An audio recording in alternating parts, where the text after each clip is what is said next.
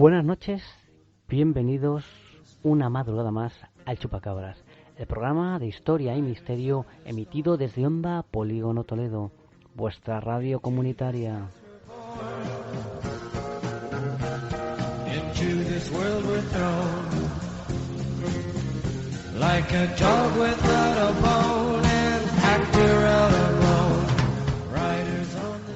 El Chupacabras es un programa donde nos adentramos en los diversos misterios que pueblan nuestro universo.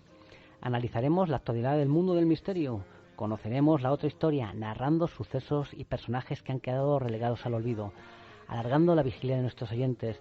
En definitiva, un viaje de ida y quién sabe si de vuelta a las diversas realidades que nos envuelven.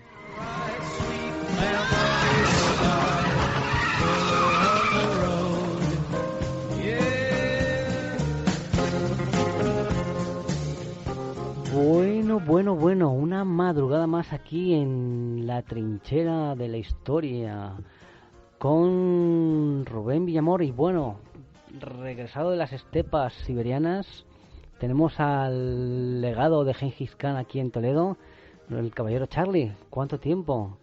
Muy buenas noches. Por fin me han soltado ya de mi cautiverio que tenía la Boreal. ¿Que has estado en alguna prisión rusa bajo la bota de Putin, no? Ahora se llama así el trabajo. El trabajo, bueno. Pues nada, fíjate, una madrugada más, ¿no? Para descubrir los secretos de la historia, ¿no? Y bueno, hoy venimos con dos temas muy interesantes que además hace unas semanas Rubén y yo hicimos para el primero de nuestros temas la batalla de Almonacid, que se libró cerca de aquí, en la localidad cercana a Toledo, en la guerra de independencia española contra las tropas napoleónicas. Hicimos pues un trabajo de campo para nuestros oyentes. Efectivamente, estuvimos allí descubriendo un poco de el enclave exacto de la batalla y descubrimos cosas muy interesantes que ahora descubriremos. Y bueno, en nuestra segunda sección hemos empezado hablando de Putin, una pequeña mención, las guerras híbridas, hoy en Mundo Desconocido. Cómo se hace la guerra en la actualidad. No solo se hace en el campo de batalla, no. Se hace en Internet, se hace en los medios de comunicación, se hace con asesinatos en plan selectivos, ¿no? En plan mafioso, ¿no? Todo un follón. Un follón que intentaremos descubrir, ¿no? Sin descubrir todos los trapos sucios, porque si no nos podemos meter en un lío, ¿no? Hombre, Onda Polígono está aprovechando que está aquí nuestro presidente. ¿Usted cree que puede llegar esta noche a escucharnos alguno de estos personajes implicados, Putin, o que pueda poner en peligro nuestra integridad por los secretos que vamos a intentar desvelar esta noche? Seguramente, madre mía. Seguramente. ¿Crees que estás haciendo un programa en una emisora comunitaria, en un barrio perdido, ¿Te están escuchando? Efectivamente, hoy tendremos seguramente las centenas dirigidas hacia Onda Polígono. Por eso tenemos que espera que no entren por la puerta los Spedna. Los Spedna, tenemos que ser discretos.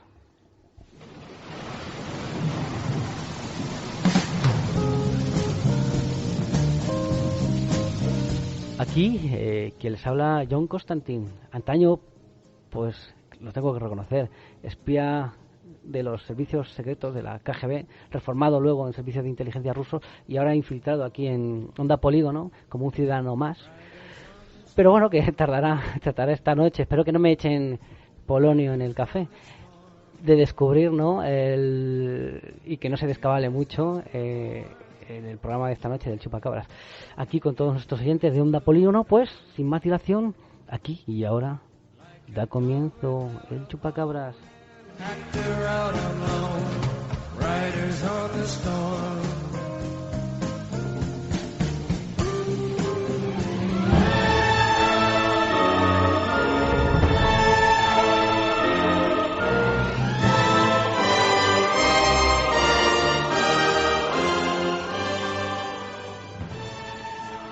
Hoy, en la otra historia, nos adentraremos en la Guerra de Independencia Española y relataremos un hecho en concreto, una batalla que tuvo lugar cerca de la localidad de Toledo, la batalla de Almonacid.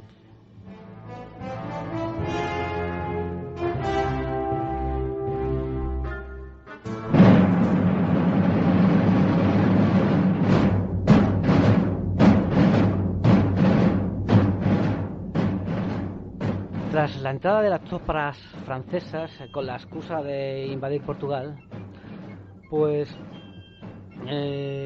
aliado de los ingleses, muy pronto se hizo evidente que la entrada consentida de las tropas napoleónicas se había convertido en una auténtica ocupación de la península ibérica.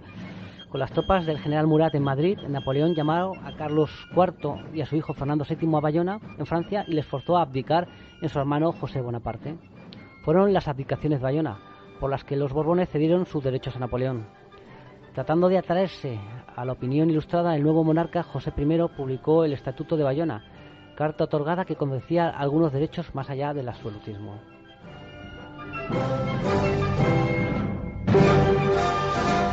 Claro, ya ante la evidencia de la invasión francesa, el descontento popular acabó por estallar el 2 de mayo de 1808 y se inicia una insurrección en Madrid abortada por la represión de las tropas napoleónicas, y los días siguientes los levantamientos antifranceses se extienden por todo el territorio nacional. Se inicia la cruenta guerra de independencia que durará 6 largos años.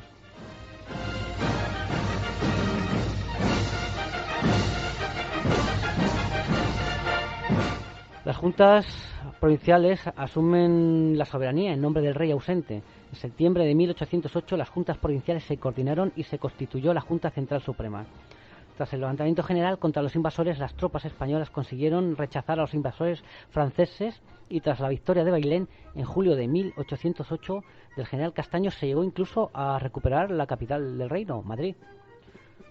Un espejismo porque el emperador francés no tenía pensado dar ni un paso atrás en el sometimiento y conquista de la península, y en otoño de ese mismo año, para poner fin a la insurrección, el propio Napoleón, al frente de un impresionante ejército de 250.000 hombres, cruzó los Pirineos.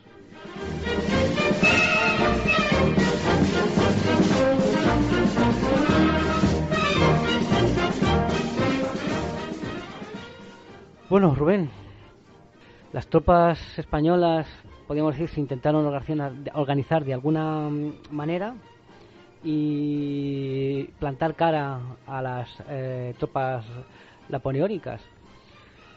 Lo que pasa es que, claro, el ejército, podríamos decir, estaba muy descabezado. La rebelión fue, podemos decir, a nivel popular. Empezó con éxitos, pero claro, cuando ya el propio emperador, ya en ese momento, entra en la península con un impresionante ejército de 250.000 hombres, imaginémonos, en la Gran Armée que invadió Rusia, pues sería aproximadamente el doble de hombres. O sea que el ejército que entró en la península para tomarla a mando de Napoleón era, podemos decir, la fuerza de élite en aquel momento en Europa, y era una fuerza imparable. Bueno, estando Napoleón presente, ni siquiera eran necesarios tantos efectivos, y bueno, al final nuevamente pues Napoleón volvió a expulsar a los españoles hacia el sur, que quedarían básicamente relegados en Cádiz, el famoso asedio de Cádiz, y bueno, y a partir de aquí es cuando los españoles tendrían que innovar, mejor dicho, más que probar, innovar nuevas tácticas como la guerrilla, que a partir de entonces sí que darían bastantes quebraderos de cabeza a los españoles. Y además muy curioso esto de las guerrillas, porque nosotros fuimos el germen que luego otras naciones europeas ocupadas por Napoleón imitarían también esta táctica. Veas el caso de Prusia, por ejemplo. Y bueno, lo que empieza es sobre todo en la zona centro. Como has comentado al principio, son desgraciadamente grandes derrotas para las tropas españolas. Antes de, podríamos decir, de la batalla de Almonacid, estaría la derrota en Uclés, que los españoles son batidos por las tropas francesas. Y luego podríamos decir que llegaríamos ya a la batalla de Almonacid, que ahora entraremos en detalle, y seguiríamos ya con la batalla de Ocaña, donde todas son, podríamos decir, victorias francesas, que lo que van haciendo es arrinconando a lo que queda de los restos del ejército español hacia el sur, que huyan, podríamos decir, de manera en desbandada, medio organizada, y hacia el sur para intentar pues escapar del invasor francés. Sí, tender una línea, el llamado Ejército de la Mancha, tender una línea en el Bajo Tajo, y esperar acontecimientos.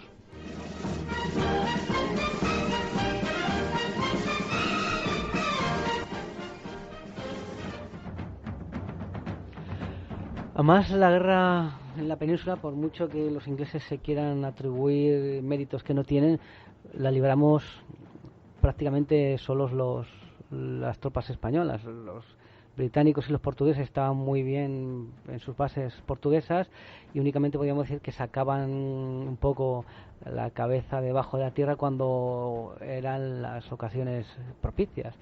Pero podemos decir que el peso de la campaña en la península fueron el pueblo español y las tropas españolas. Sí, una guerra sostenida básicamente por españoles. Además que fue el frente de batalla más largo de lo que es todas las guerras napoleónicas, más largo prolongado en el tiempo. Hablando, y este frente de batalla lo sostuvieron más del 90% españoles, y esto ya con vistas de más allá fue decisivo para la derrota de Napoleón en Europa, como lo fue posteriormente la suicida campaña en Rusia. Porque aquí en la península ibérica Napoleón perdió más de 125.000 hombres de sus mejores tropas. Y eso sí, a un coste enorme. En muertos, ¿eh? Añade sí. Heridos, prisioneros, desaparecidos. Después de los rusos, el ejército que más inflige bajas a Napoleón es el español, y eso no hay duda. En tercer puesto, los prusianos. Lo que pasa es que no fue unas victorias y unas bajas causadas a Napoleón de forma gratuita. Pues se calculó que, podríamos decir, que las bajas españolas entre la población y las tropas fueron de más de 500.000. En aquella época la población española no rondaría los 10 millones. Sí, y bueno, y que fue un golpe letal para el futuro de España, como podemos ver luego a lo largo del siglo XIX. Todos los episodios oscuros que vive España en el siglo XIX vienen lastrados por esta guerra y por el sufrimiento que tuvo el pueblo español. Sí, porque este va a ser uno de los motivos por los que las independencias americanas se van a producir. No porque estuviesen en contra de España, sino porque estaban en contra de que el gobierno, la monarquía, tanto Carlos IV como Fernando VII, diesen el poder a los franceses. ¿Sabes? Eso no fue una cosa que no aceptaban las colonias y pues eso se sublevaron. Bueno, aparte que hubo más motivos económicos y sociales, pero que el detonante grande fue al verse vendidos a los franceses, que no habían luchado en condiciones la monarquía para defender España. Claro, fue lo de los movimientos secesionistas en las colonias fue realmente una copia de la guerra de independencia americana. Los británicos, antes de la guerra de independencia con Washington y eso, habían estado lastrados por la guerra de los 7 años, que habían tenido unas bajas terribles, y a España le sucedió exactamente lo mismo que unas décadas antes al Imperio Británico.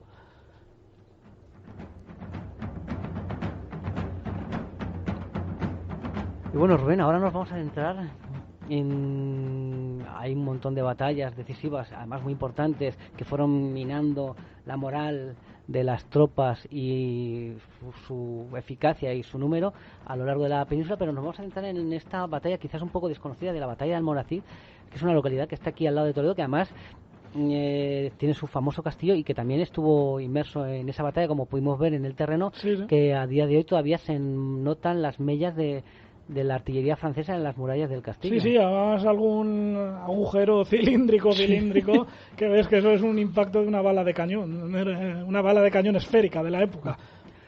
Pues Rubén, ¿cómo llegamos podríamos decir, a ese enfrentamiento en Almonacid?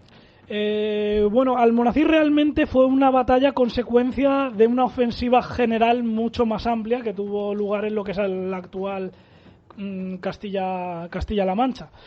Bueno, esta ofensiva, la verdad, estuvo bastante mal planteada. La llevaron a cabo casi 79.000 efectivos del ejército español, excepto 15.000 soldados británicos dirigidos por Wellington.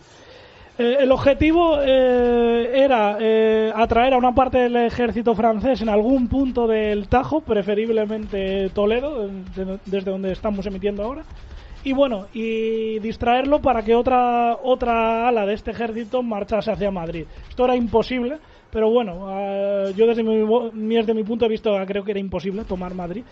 No sé en qué debían pensar, pero bueno, aún así quizás se podía causar bajas serias al ejército francés.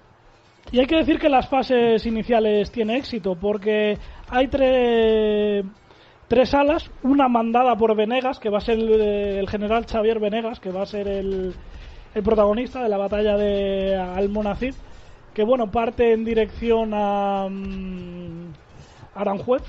Su objetivo era tomar Aranjuez. Luego otra dirigida por el general Cuesta y básicamente dirección Talavera, y otra dirigida por Wellington que acompañaba a Cuesta. Como he dicho, tiene éxito en un principio porque en los días 26 y 27 de junio tiene lugar la famosa batalla de Talavera, que esta es verdad que es la batalla más grande librada aquí en la provincia de Toledo, y bueno, es una victoria española, se expulsa a los franceses, se toma a Talavera, que es la ciudad más grande en aquel momento, y bueno, esto envalentona a Venegas, que estaba, como he dicho, en el camino en dirección a Aranjuez, y bueno, y lo que hace es dividir subdividir su pequeño ejército en dos alas, uno a Aranjuez y otro en dirección Toledo. ¿Qué pasa? Que cuando están avanzando, al cabo de unos días, era un general muy indeciso, y lo que hace es que ordena detener a ambas. Además ordena detener a la que se dirige a Toledo, cuando Toledo es verdad que podía haber sido tomado porque solo había 2 regimientos, que además eran regimientos de polacos, ni siquiera eran franceses, eran los polacos al servicio de Napoleón. Y el que se dirige a Aranjuez, que esta a lo mejor tiene algo más de razón, porque ahí había ciertas dudas, porque Aranjuez ya estaba cerca de Madrid, y bueno, y lo que hace es detenerse ahí en estos 2 sitios a la espera. ¿Qué sucede mientras tanto? Pues bueno, que se acerca el ejército de José Bonaparte, nuestro amigo Pepe Botella. Nuestro amigo Pepe Botella, que además acampa a tan solo 10 kilómetros de Toledo, en Vargas, además con un ejército más o menos grueso. Y bueno, en un principio Venegas decide que hay que hacerle frente, pensando que los otros ejércitos dirigidos por Wellington y por Cuesta, que están en Talavera, van también a arremeter desde Talavera, van a subir en la otra dirección a arremeter contra estos. ¿Qué sucede? Pues que Cuesta y Wellington deciden no arremeter. Y deciden no arremeter porque corre la noticia, que es cierto, de que también a Toledo se está acercando un segundo ejército dirigido por el mariscal Soult, y bueno, y eso les amedrenta, y lo que deciden es una decisión, a mi modo de ver, algo absurda, porque por lo menos podían haberle tanteado, hacerle frente, quizá no para vencerle, pero para haber frenado su avance y haber permitido a Venegas avanzar contra su objetivo. Pues bueno, no lo deciden de un modo erróneo, pues abandonar Talavera cuando lo habían conquistado, sin ni siquiera, como digo, tantear al enemigo, lo cual, a mi modo de ver, es una negligencia. Quizá juegue el factor que tanto Wellington como Cuesta se llevaban bastante mal. Y es verdad que tuvieron una reunión, empezaron a discutir entre ellos, hubo una bronca bastante fuerte, y al final cada uno hizo lo suyo. Uno por el otro, uno quiere atacar, otro no, el otro luego se echa atrás, el otro que sí, al final ahí las cosas se dan. Esto encima, Venegas no se entera de lo que está pasando en Talavera, de que se han ido los españoles y le han vuelto a ceder la plaza a los franceses gratuitamente. Y bueno, Venegas sigue hacia adelante, llega a Almonacid, lo toma, que está vacío en aquel momento de tropas francesas, se avanza un poco más hasta Nambroca, y bueno, el día 9 de agosto allí se encuentra una patrulla de coraceros franceses, hay una pequeña escaramuza, los franceses se retiran, bueno, Venegas duda, pero dice vamos a seguir adelante dentro de 2 días. Claro, dentro de 2 días le da tiempo a los franceses para que todo el grueso, el ejército francés, se vaya concentrando en Toledo y vaya avanzando en dirección contraria. ¿Y cuál es la sorpresa de Venegas? Que al amanecer del 11 de agosto de 1809, él además estaba alojado en una casita rural ahí abandonada en medio de la Mancha, y abre la persiana, bosteza y de repente ve a varios kilómetros a todo el grueso del ejército francés. Mucho más grande de lo que había imaginado. El desayuno. Sí, el desayuno. Feliz despertar.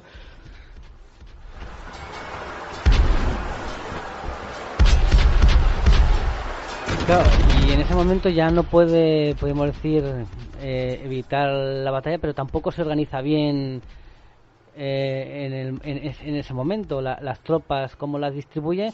Como has dicho, duda bastante, sí. Y esas dudas lo que al final consigue es que sea un desastre prácticamente total la batalla. Sí, bueno, habría que hacer un perfil de Venegas para esto, porque la verdad no era un hombre para dirigir una ofensiva, una campaña en ofensiva.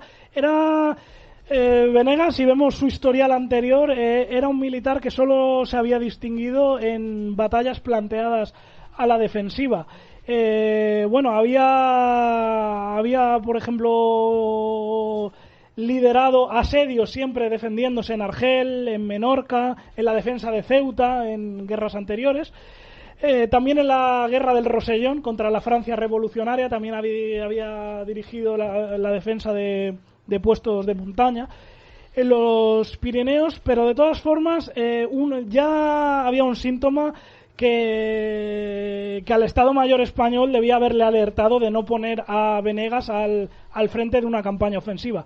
Fíjate, ya en la guerra de la Independencia, en la batalla de Tarancón, él ya había dirigido un ataque y en medio del ataque se había perdido. En los bosques, por la niebla, se había perdido y había acabado eso en desastre. A un general así, no, cuando haces una ofensiva general hacia Madrid, no puedes ponerle al mando de una de las tres alas de avance. Luego, aparte, vemos al otro general, al general francés, Sebastiani. Este sí que era un general como Dios manda, como diríamos. Era corso, además, como Napoleón. Había luchado en las guerras revolucionarias al frente de la República. Había estado en batallas de las guerras napoleónicas, en algunas como el Puente de Arcole, Marengo, en Austerlitz, que es de las batallas más grandes que tuvo Europa a principios del siglo XIX. También ya era veterano de la propia guerra de independencia, conocía el territorio español, había liderado choques en Ciudad Real y además era un general siempre a la ofensiva. Todas sus batallas siempre había estado, o sea, era la antítesis de Venegas. O sea, esto ya nos va a anunciar que la batalla va a ser un desastre. Además, Venegas disponía en aquel momento de unos 24.000 hombres, 2.800 efectivos de caballería, 26 cañones. Los franceses eran algo inferiores, algo más de 20.000. Eso sí, tenían superior caballería, unos 4.000, y la artillería, estaba más o menos equilibrada. 30 piezas, pero es verdad que los franceses eran los mejores artilleros del mundo. El despliegue del ejército español es pésimo porque, como he dicho, Venegas abre la ventana de la persiana de su habitación y se encuentra eso y apenas tiene tiempo de desplegar sus tropas. De hecho, una de las divisiones ni siquiera la va a avisar, la va a dejar en el sitio donde había acampado la noche anterior. Se va a pasar la batalla mirando cómo luchan los demás. O sea, es una estrategia pésima que, ahora veremos la batalla cómo transcurre, pero más que la batalla de Almonacid, yo la llamaría el desastre de Almonacid.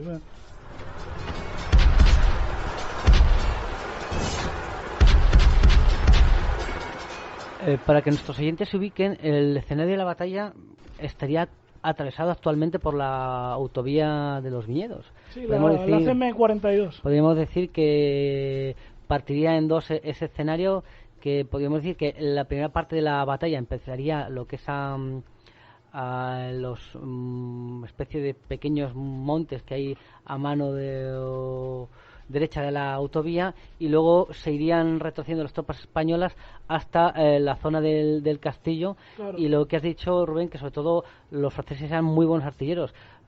Los europeos en aquel momento, las potencias occidentales, lo que hacían con la artillería era básicamente ubicarla en el campo de batalla, y durante la batalla prácticamente no la movían nada. En cambio, las tropas napoleónicas las iban moviendo constantemente. en función de cómo se iba desarrollando la batalla, claro, y eso era un arma ofensiva. Claro, sabían maniobrar muy bien las piezas. Y hay que decir que, ojo, que los españoles contaban con terreno elevado. O sea que, pese a no ser buenos moviendo las piezas, tenían a la vista todo el campo de batalla, y aún así la artillería española va a hacer un papel pésimo, teniendo una ventaja clave para una batalla, y ya veremos que también hará, como he dicho, un papel lamentable. Comienza, Rubén, la batalla en el ala derecha, ¿no? Con tropas polacas que atacan posiciones españolas. Sí, bueno, para dar una imagen mejor de norte a sur, lo diríamos, los franceses estarían en el norte, bajando desde Toledo, los españoles al sur, subiendo desde Ciudad Real. Y bueno, y como he dicho, el campo de batalla el centro es un llano. Hacia el oeste tenemos el Cerro de la Cruz. Tenemos dos montañas, uno es el Cerro de la Cruz y otro a la derecha es el Cerro Santo, que es donde está el famoso castillo de Almonacid. Y debajo de estas dos colinas, en la cara norte, estaría el pueblo de Almonacid. Ya en la parte oriental del campo de batalla, occidental, me he equivocado, aquí hago una pequeña corrección. Estarían los Cerrojones, que son dos lomas de unos 700 metros de altura, que además nos las recorrimos muy bien a pie hace un par de semanas, y que, sí, aquí es donde has dicho, en este flanco empieza la batalla, que la van a empezar los polacos, curiosamente, las legiones del Vístula, que estaban, que eran el cuerpo polaco del Ducado de Varsovia en aquel momento, que era un estado satélite del Imperio francés. Napoleón les había prometido la independencia de Rusia a cambio de luchar para su causa. Y van a hacer un asalto frontal los legionarios polacos. En un principio van a ser repelidos por los españoles, entonces va a entrar un segundo asalto que va a rodear por uno de los flancos los montes, y aquí van a ser también extranjeros los que ataquen. Van a ser dos regimientos de las legiones alemanas de la Confederación del Rin, que, o sea, tampoco eran franceses, y la legión holandesa, que van a atacar. O sea, aquí en la primera parte de la batalla no van a tomar parte ningún franceses. Y es verdad que va a haber una lucha intensa. Al principio se van a defender muy bien, porque van a repeler dos asaltos los españoles, que eran además eran andaluces todos, los batallones Bailén y Jaén. Pero al final van a ceder a la presión, sobre todo cuando los artilleros franceses emplacen piezas de artillerías frente al cerro y empiecen a batir los cerrojones. Por cierto, que según las excavaciones que se han hecho, las prospecciones ahí, todo eso, ya empiezan a encontrarse proyectiles a tan solo 200 metros de la cima. Por tanto, eso no hay documento que lo certifique, pero la arqueología sí, y por tanto ya desde muy temprano los franceses debieron emplazar las piezas muy cerca y empezar a batir la montaña, lo que eso sería decisivo para propiciar la retirada española.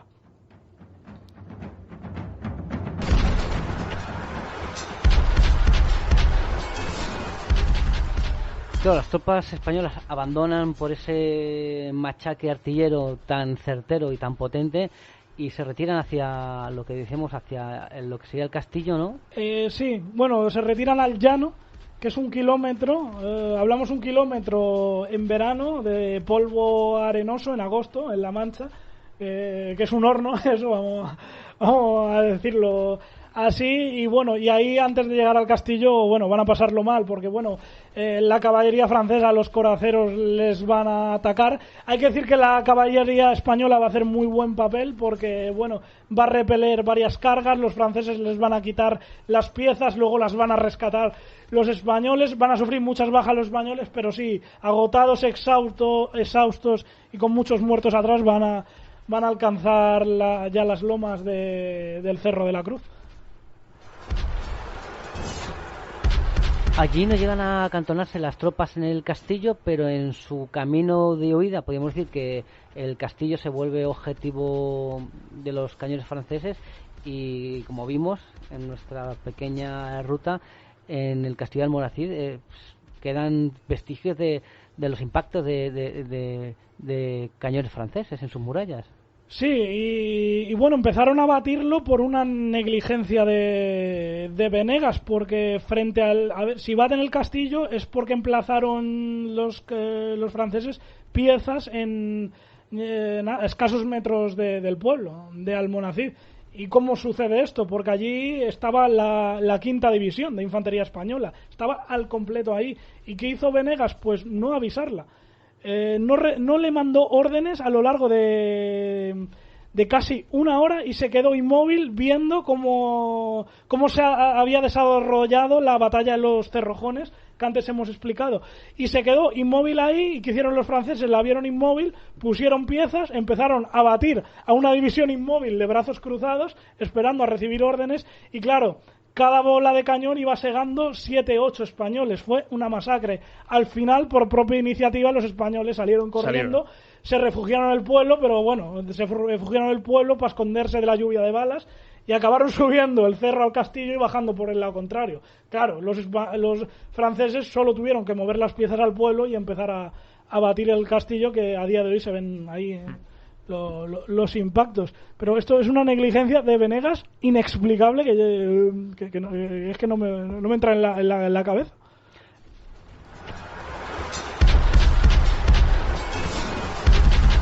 Y podríamos decir que en ese momento la batalla ya está completamente perdida. Los españoles se retiran más o menos como pueden, de manera desordenada, y es cuando ocurre un incidente que estuvimos in situ también estudiándolo, ¿no? Que es cuando ya con la batalla ganada, ¿no? Los franceses habían usado como hospital de sangre una ermita que se encuentra, podríamos decir, la zona derecha, cerca de los Cerrojones, ¿no? A mano derecha, una ermita que se llama la Ermita de la Virgen de la Oliva, la usan como hospital de sangre, y ahí pues concentran los heridos de la batalla, unos 500 heridos aproximadamente, y dejan a cargo de esos heridos 2 pelotones para escoltarlos. Y ya con la batalla ganada, esa noche, por las lomas de los montes cercanos, que podíamos ver ahora que en esos montes hay de estos molinos de viento de la parque eólico, hay un parque eólico, pues por esos montes donde están los parques eólicos, guerrilleros españoles bajan por la noche, hacen huir a los 2 pelotones que están guardando a los heridos y entran en el hospital de sangre. Y el hospital de sangre, podemos decir que en ese momento es un nombre que le viene al pego, porque hacen una auténtica masacre de heridos prácticamente indefensos y no dejan a ninguno. Solo 21 supervivientes.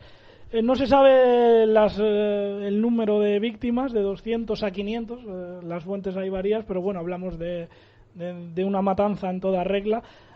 Aparte que no tenían ninguna posibilidad, porque aparte de estar heridos, eran muchos los guerrilleros, no eran 4 gatos, eran 220 partisanos, al mando de Isidro Mir y Ventura Jiménez, los oficiales españoles que dirigían esta agrupación partisana. Y bueno, estuvimos ahí dentro del convento donde fue la matanza, que además es muy curioso porque un poco en plan Indiana Jones.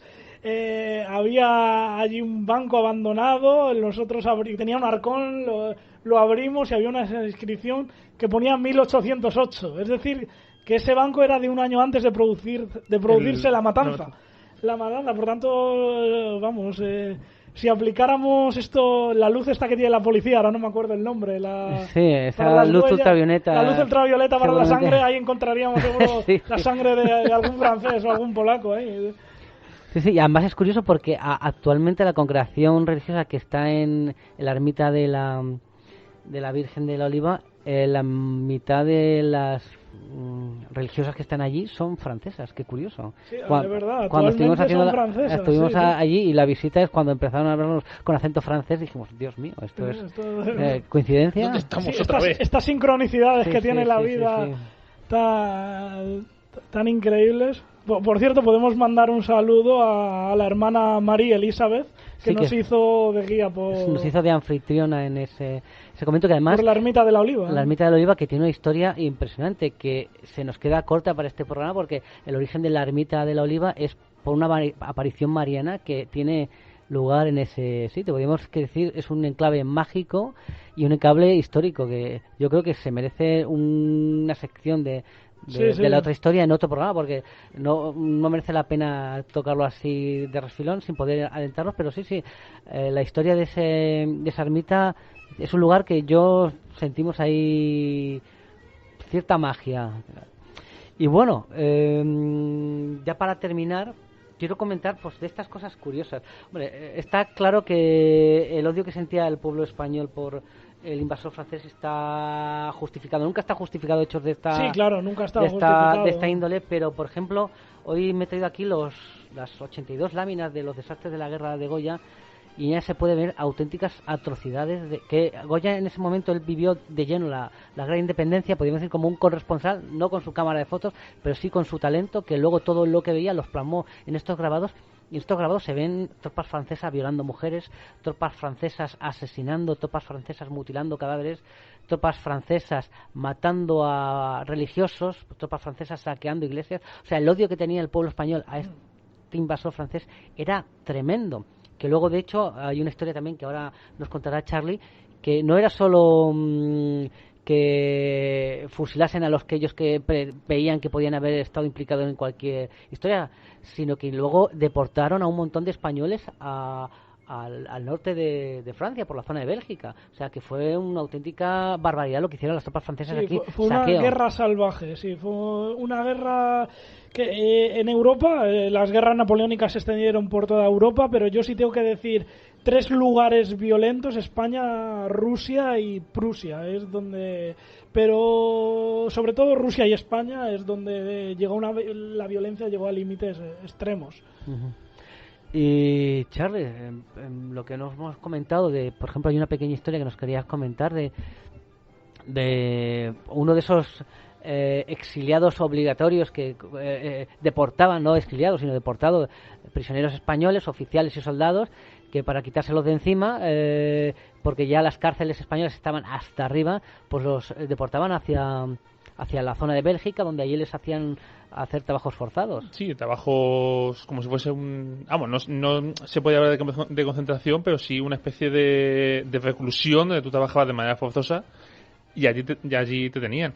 Y es que hasta el año 2006 estuvo una especie de prisionero español expuesto en un museo de manera... usando la taxidermia, ¿sabes? Allí le tenían, pero claro, es que nadie ha reclamado ese cuerpo, nadie sabe quién es, y ahora está pues durmiendo en las dependencias de un museo allí sin saber de dónde, de qué familia viene ni de dónde viene, porque vale, sabemos que es español, pero no sabemos de la región de la que procede. Y ahí estuvo. Pero bueno, lo curioso es que le tuviesen expuesto. Sí. ¿Sabes? Y no sé, como que no ha trascendido nunca ningún familiar, a lo mejor no tenía familia o después lo matarían o cualquier cosa. No, que en aquella época no es como ahora, tampoco había un registro. Que cae un soldado en una guerra y prácticamente nadie lo reclama, porque aún no existían medios de transporte ni de comunicaciones como ahora. Ahora hay cualquier conflicto en el siglo XX y sí, siempre se reclama, pero en épocas tan lejanas es complicado. Y sobre todo, lo que a mí me impacta a mí es... Lo único que el Ministerio de Defensa está obligado a hacer estas cosas, porque además se encarga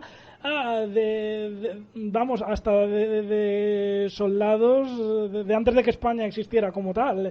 Incluso hasta a veces de tema romano, que hubiera hispanos, a veces hacen homenajes. Hubiera hispanos, se encarga siempre el Ministerio de Defensa de este tipo de cosas. A lo mejor que ni tiene conocimiento. Claro, si la historia es que le conocían porque es una localidad francesa en el norte de Francia que se llama Montbrison.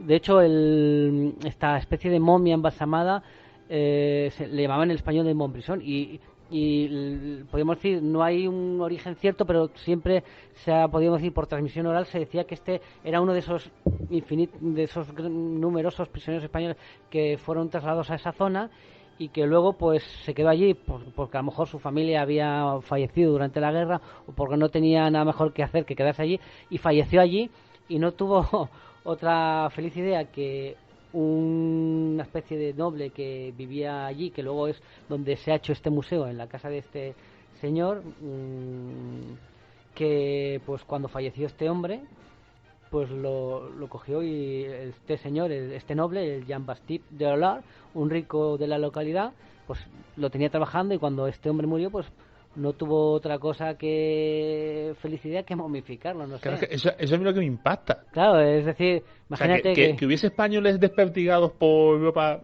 prisioneros no me impresionó, pero que estuviese... O sea, que se molestase el hombre en hacerle eso, para darle 10 fotos en su casa. Claro, porque este hombre, el noble este francés, se dedicaba mucho a las taxidermias, y en ese museo de hecho hay muchas aves disecadas y conservadas con este tipo de técnicas, y pues no sé si lo hizo para probar o para yo qué sé, pero era como, me recuerda como el tema ese del famoso negro, entre comillas, de Bañola. Sí. Pues algo así. Sí. Pero ese hombre acabó regresando a su patria, y este hombre... Pues eso acabó destruido luego una vez ahí, en no Guinea. Sé. Pues este hombre lo quitaron en 2006 de las vitrinas del museo donde estaba puesto, pero sigue allí, en un almacén, en un sótano, pues allí, pues hombre, bastante lo pasó mal ya, ¿no? Yo qué sé. Desde aquí de Napoleón, a ver si lo traen ya para acá, hombre, al pobrecillo ya. Lo entrevistamos. Pero sí, cosas curiosas de la guerra de independencia. No, que para terminar, nada, me gustaría citar las bajas simplemente de esta batalla. Franceses polacos, 2.000 fallecidos.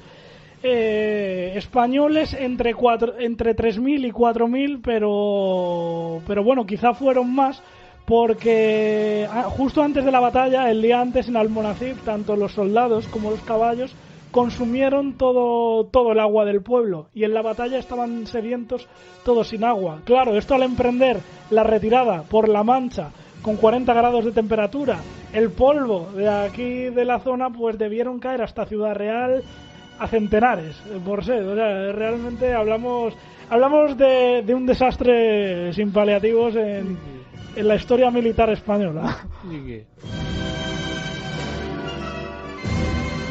Y ya para terminar, una de estas historias curiosas que me gusta a mí sacar, pues estamos escuchando cuando estaba Rubén dándonos las bajas, la marcha fúnebre de Napoleón, y ahora por ahí voy a poner una pieza que se llama Folías de España, una pieza de guitarra.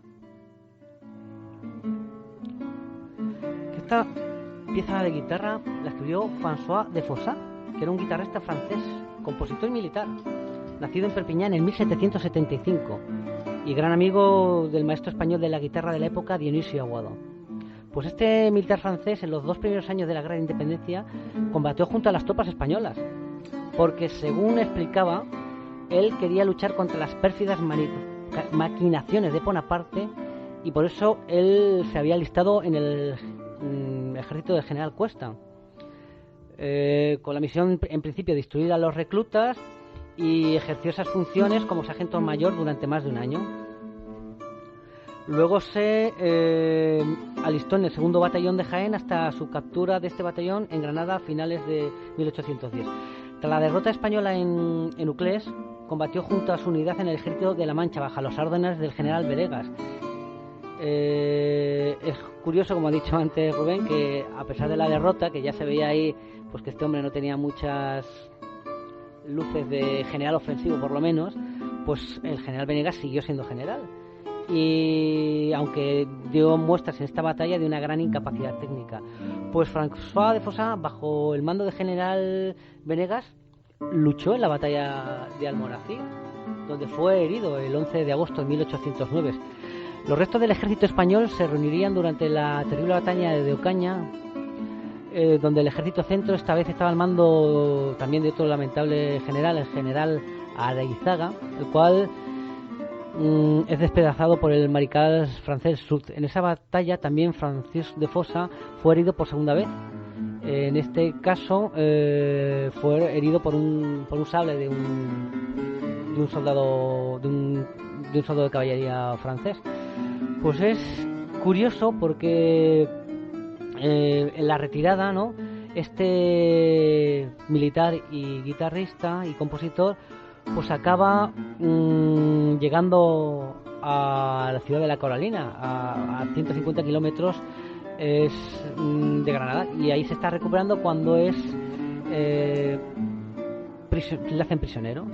Claro, y la curiosidad es que es curioso que había franceses luchando con los españoles, pero también había españoles luchando con los franceses, por ese especie de sentimiento de revolucionario que querían impregnar, quitarse como la monarquía absolutista, pero claro, su error. Los afrancesados. Exacto, pensaban que esto iba a ser un aire nuevo de libertad y joder, no, menuda historia, te viene el pequeñajo corso dando más caña. Entonces, pero había españoles que en un principio pensaban que estaba justificado apoyar a los franceses, y es curioso porque uno de estos españoles, cuando iba con el rey José hacia Córdoba, se enteró de la historia de este militar y le salvó la vida, porque iba justo delante del pelotón del fusilamiento, porque claro, era un traidor y lo iban a fusilar, y no lo fusilaron a cambio de que él jurase que no volvería a levantarse en armas nunca más contra Napoleón. Pues es curioso ver las diferentes visiones de Napoleón, tanto desde el punto de vista francés, que había franceses que luchaban con nosotros, y tanto el punto de vista español, que había españoles que luchaban junto a Napoleón. Y terminamos con estas folías de España, de este compositor francés curioso que luchó junto a las tropas españolas aquí en Almonacid.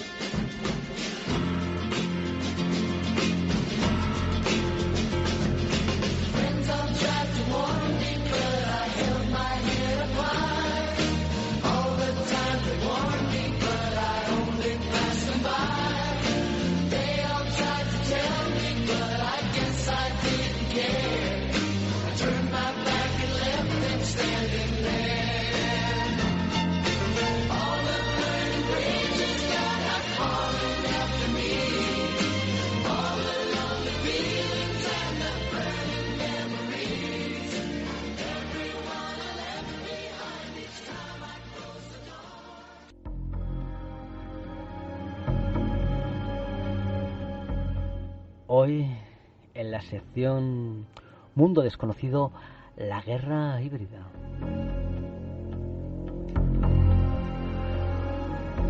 Guerra híbrida, ¿no? Esta terminología podríamos decir que es una manera de definir la guerra moderna, ¿no? Que ya no es una guerra que se libra solo en el frente de batalla con los soldados, sino que se libra también en retaguardia, en los medios de información, en la opinión pública de tu país, en la opinión pública de tu enemigo, en internet, en tantos y tantos sitios, ¿no? Que escenarios que influyen finalmente en la economía, ¿no? Pues es la manera de hacer la guerra en la actualidad. Y cómo no, podemos decir que es una manera de hacer la guerra en plan conspiranoico. Y cómo no, hablar de conspiraciones, y tenemos que contar, cómo no, al otro lado del teléfono, teléfono rojo, volamos hacia Moscú. Hola, Viracocha, ¿me oyes? Muy buenas noches. Buenas noches. Amigos. Buenas noches, Viracocha. Buenas noches. Tema para esta noche, ¿no? La guerra híbrida, ¿no? Cómo se lucha en la actualidad con armas, ¿no? Ya no solo con las armas convencionales, sino con los bytes. Con caos. Aquí las nuevas balas es el caos y la confusión, y utilizar cualquier tipo de estrategia para desestabilizar y generar todo tipo de emociones, desde el miedo al odio, y así estamos. Es la época que nos ha tocado vivir, queridos amigos. Sí. Efectivamente, ya no hay honor ni gloria en la guerra. Bueno, quizá no ha habido... No ha habido nunca. No ha habido nunca. Nunca lo hubo. Ha habido puntuales episodios de gloria, lógicamente, pero bueno, En las guerras, pocas guerras hay honor, salvo algunas guerras que no se ha derramado sangre y que existen y que esas las englobaríamos aparte. Pero claro, podríamos decir que este tipo de guerras híbridas podemos llamarlas también como un poco de guerra sucia, ¿no? Podemos hacer una definición técnica para definir qué es la guerra híbrida, porque ha habido muy pocas, la verdad, ha habido 4 que ahora hablaremos. Has dicho que son las guerras modernas, las contemporáneas, pero no todas. Es decir, tienen que tener unas características muy específicas. Lo que sí es seguro es que estas guerras han venido para quedarse y probablemente determinen el futuro de la mayor parte de los conflictos que vengan. Quizá de no todos, pero sí de un porcentaje alto. Y bueno, ¿qué es una guerra híbrida? Pues bueno, yo lo definiría, es un conflicto militar y político en el que se tienen que mezclar o hibridar y también sincronizar una serie de factores que incluirían la guerra convencional que todos conocemos con su clásico frentes de batalla, la guerra paramilitar, es decir, lo que son la guerrilla, los partisanos, la diplomacia, esa tensión entre unos estados, unos protagonistas, la ciberguerra, esto es importante, por primera vez entra la red, internet, también el terrorismo, atentados, etcétera, crimen organizado, es decir, mafias fuera de la ley, redes ilegales, clandestinas de todo tipo, las acciones paralegales que cometan estados fuera de su ámbito legal y sobre todo, también muy importante, la guerra informativa y propagandística, es decir, la campaña publicitaria. ¿Cuál es la finalidad de todo esto? Pues claro, crear una reacción en el espectro social, tanto a nivel de un país como a nivel de varios países o a nivel global. Y esto ¿y qué permite este tipo de cosas? ¿Qué cambia? Pues hace que una agresión clásica de un país a otro, pues no pueda ser detectada por lo siguiente, primeramente por la velocidad en que suceden las cosas, el bombardeo de noticias, que te están hablando de una cosa y pasan a la siguiente. Eso a veces que ponemos la tele, vemos una noticia impactante y al día siguiente ya se nos olvida porque tenemos... Te la sustituyen. Claro, tenemos otra. También la tecnología digital, la información globalizada. Y aparte es muy curioso, no se necesitan grandes infraestructuras para la guerra globalizada. De hecho es muy barato, porque bueno, no necesitas ni actores civiles ni militares, basta con contratar mercenarios, mafias, agitadores, hackers, troles de la red. Por tanto, entran una serie de elementos que hasta entonces no habían tenido ninguna guerra. Y como hemos dicho, solo actualmente en las últimas 2 décadas podemos citar solamente 4 ejemplos de lo que es una guerra híbrida.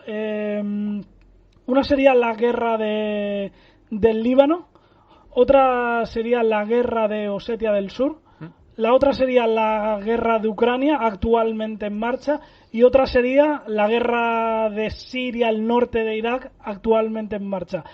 Aquí, ojo, no confundir, porque cuando se comete un error de definición, que se suele incluir en las guerras híbridas a las guerras de Chechenia, Irak y Afganistán. En este caso, estas 3 no serían guerras híbridas. O sea, hay que hacer una puntualización, que estas no se cumplen los elementos que hemos dicho antes.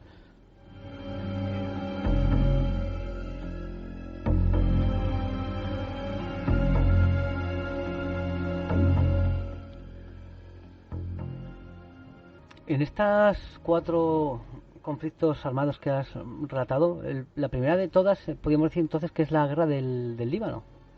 Sí, la guerra del Líbano, que tuvo lugar en el año 2006, no sé si los que me acompañáis sois alguno lo recordáis, aquel verano de 2006, que sí, esta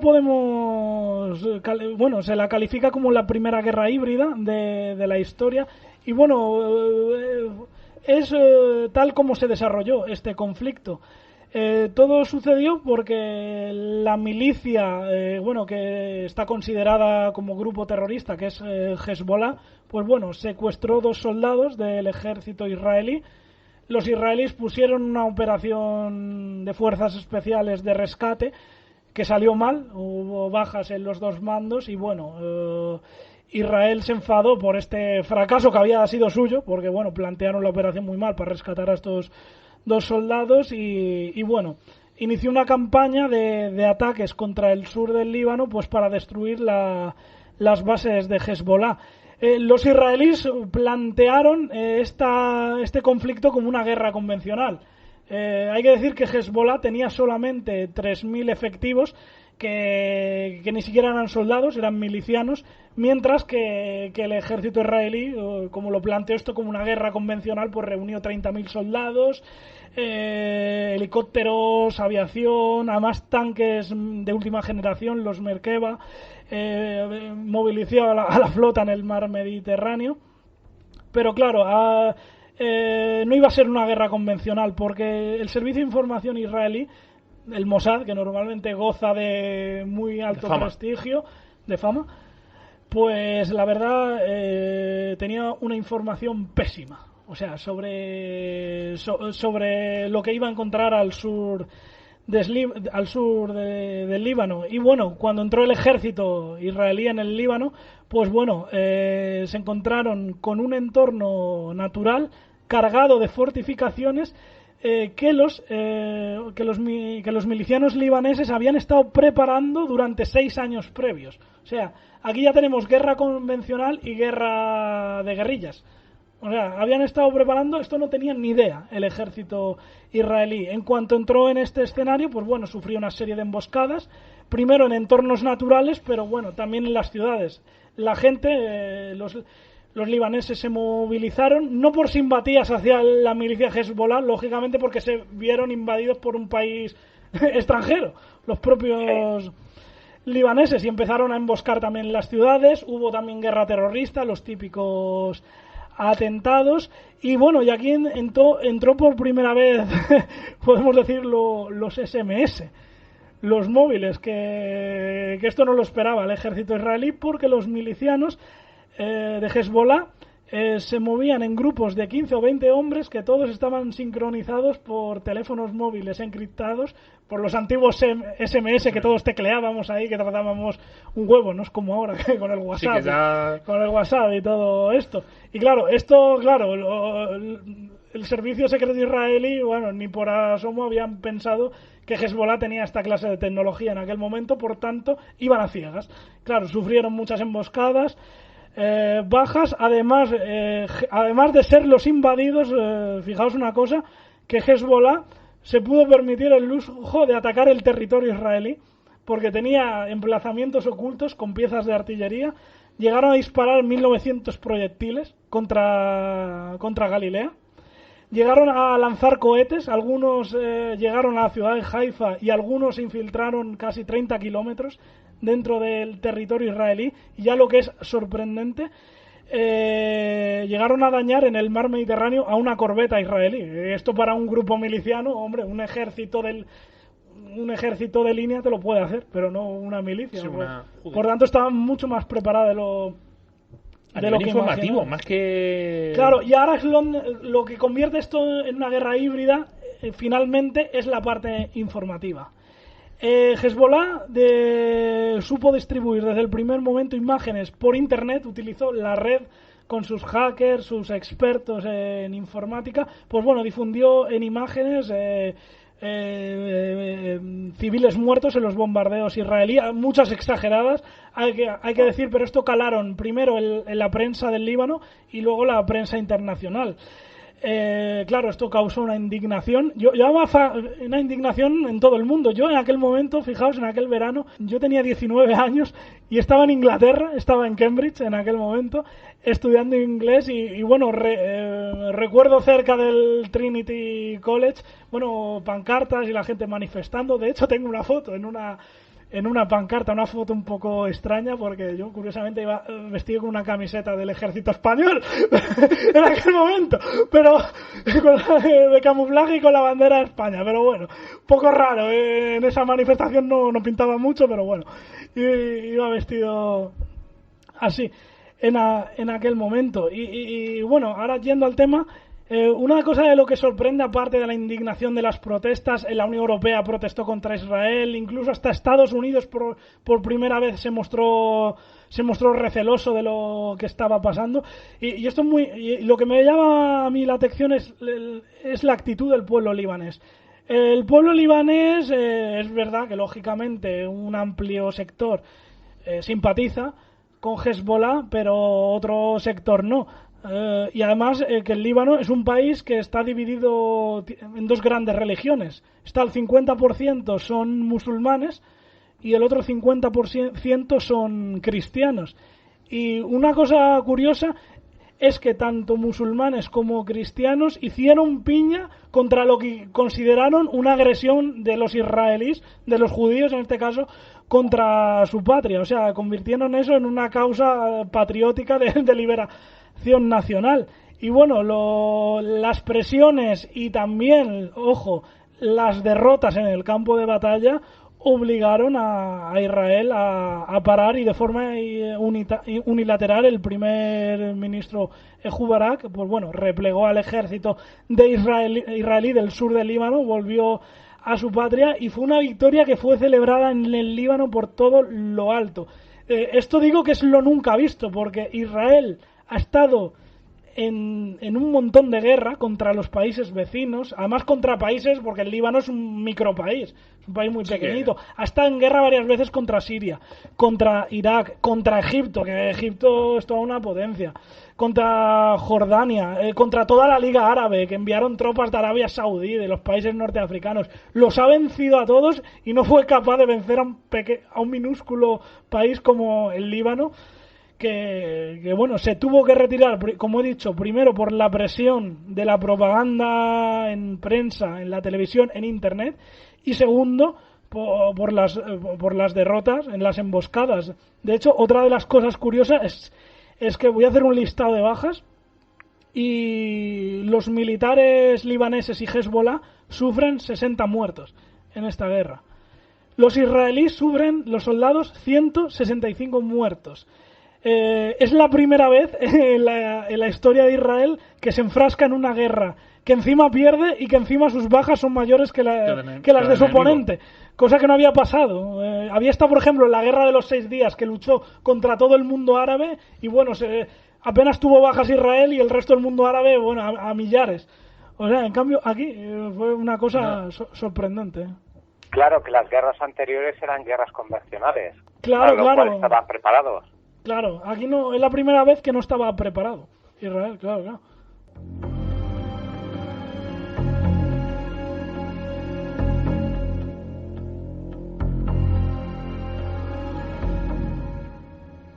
Ahora nos adelantaríamos un poco en esta máquina del tiempo de las guerras híbridas y nos iríamos a Ucrania. Esta guerra híbrida de desestabilización que acabó con prácticamente la destrucción del Estado ucraniano como tal. En aquella época, en 2014, estaba gobernando Ucrania un presidente prorruso llamado Víctor Yanukovych.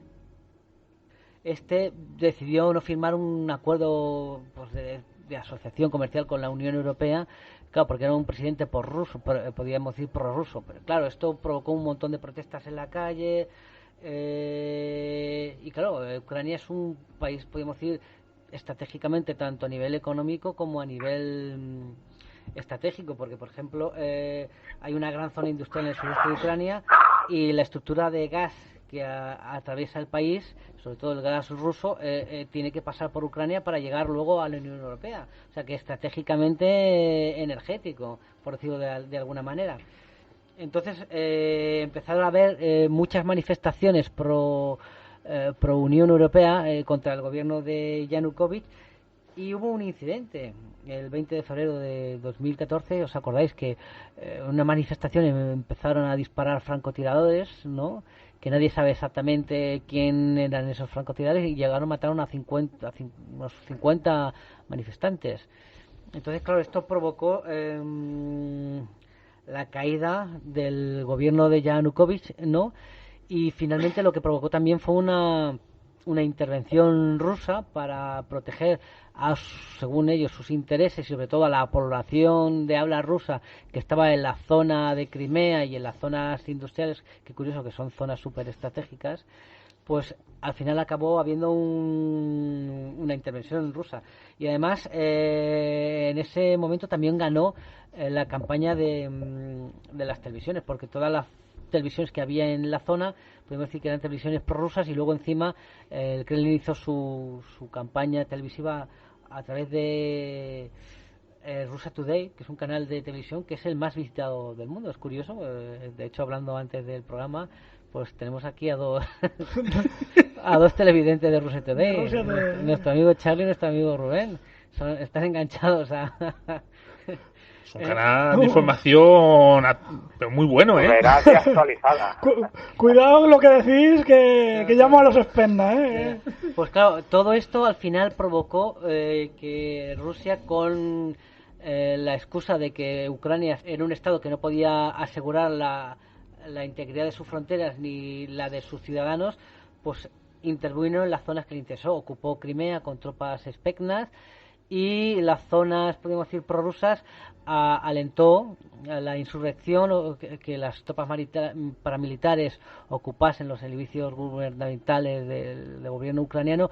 Y cuando el gobierno ucraniano empezó podemos decir, una represión mandando tanques y tropas, pues se encargaron enseguida de difundir de las imágenes de los bombardeos, de muertos civiles, y al final acabó ayudando con material y con soldados a los separatistas de esta república.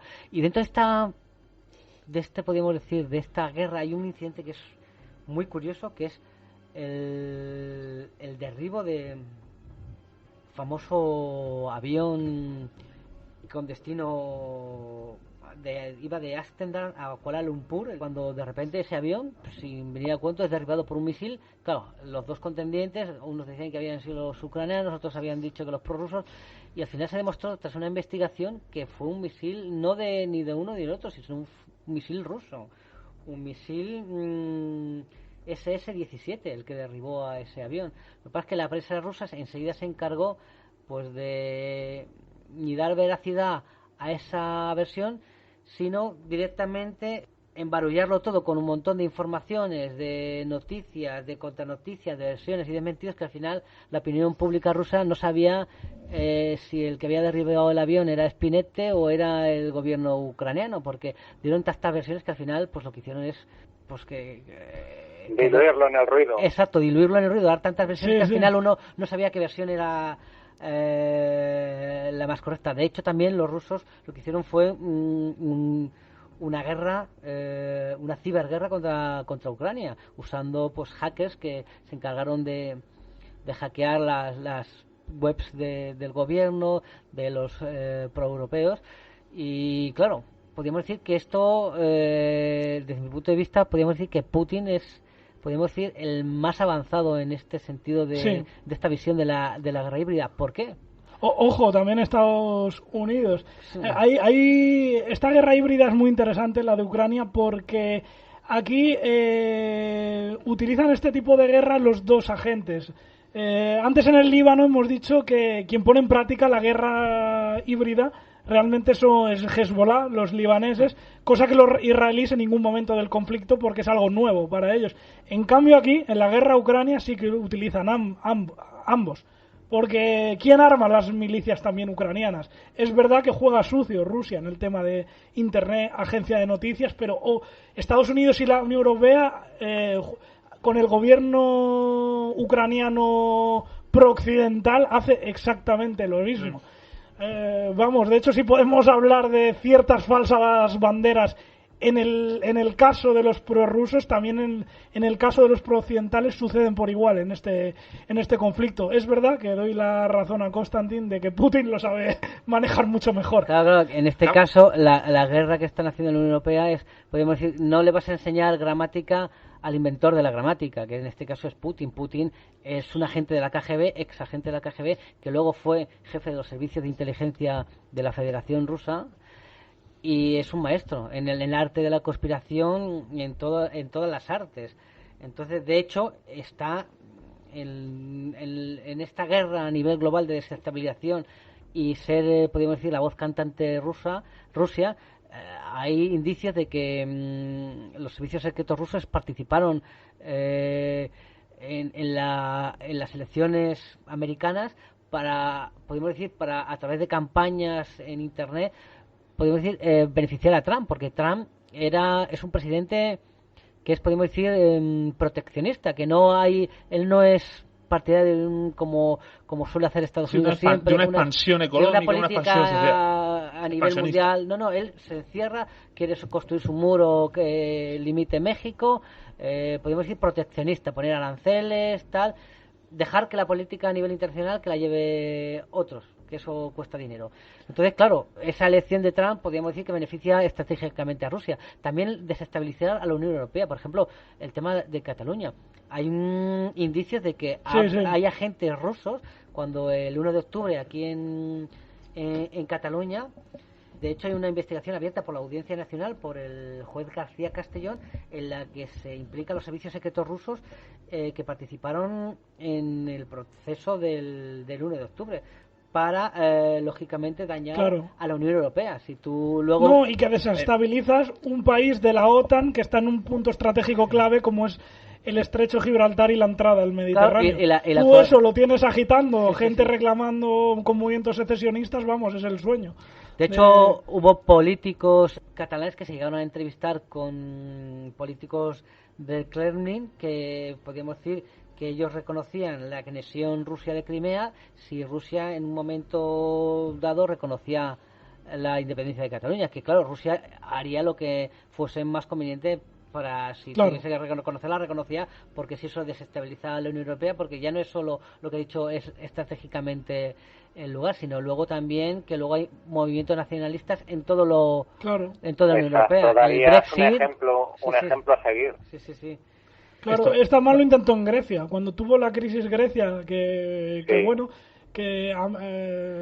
amenazó con salirse de la Unión Europea. Putin le dijo, sigue adelante, sal de la OTAN y yo te pago toda la deuda. Te pago toda la deuda, a cambio me das un par de bases ahí, en la península helénica. Me das un par de bases. Claro. Es verdad que no fueron el gobierno griego ni de loco, se metió en esto, porque bueno, hubiera sido un caos estratégico en el Mediterráneo monumental, pero con Cataluña, oye, ¿por qué no? Si obtienen una base rusa independencia, España le impide entrar en la Unión Europea con su veto, necesitan comer los catalanes, pues bueno, me dais una base en Cataluña, al lado de las bases de la OTAN, que las tienen Torrejón de Ardoz, los americanos, y en Rota, en Cádiz, y me das a mí una en Cataluña, las tengo a tiro también. Claro. Rusia, por ejemplo, lo que sí que ha conseguido hacer es aumentar los movimientos de extrema derecha que se están produciendo en Europa. Porque no sé si os acordáis del caso de Lisa, ¿sabes? Lisa es una chica de Berlín que desapareció 30 horas de su casa. ¿Vale? Estuvo 30 horas desaparecido. Entonces la familia se puso en contacto con la policía. ¿Qué salió en los medios de comunicación, en las redes sociales? Que había sido violada por 3 inmigrantes. Y todas las manifestaciones que hubo en Polonia, que hubo en Alemania para expulsar a estos inmigrantes, y que hizo que Austria, Holanda, Finlandia, Alemania, todos estos países, el auge de la extrema derecha fuese, que en Austria estuvieran a punto de ganar. Sí. ¿Sabes? Formaron gobierno de coalición. Y claro, fue Rusia quien puso toda esta información falsa en todos los medios de comunicación. Bueno, pues la muchacha había discutido con sus padres y se había ido a casa de una amiga. Pero ya el germen ya le tienes. Claro. No, y aparte, es lo que dices, financia muchos movimientos. Claro. Por ejemplo, Amanecer Dorado en Grecia ha obtenido financiación del Kremlin a mansalva, es verdad, y además has dicho movimientos de extrema derecha, pero dependiendo del país, si puede desestabilizar a la OTAN o a Estados Unidos, le da igual apoyar a la extrema derecha que a la extrema izquierda, porque uno de los sostenes de Venezuela, que es de todo menos de extrema derecha, me fui en Europa.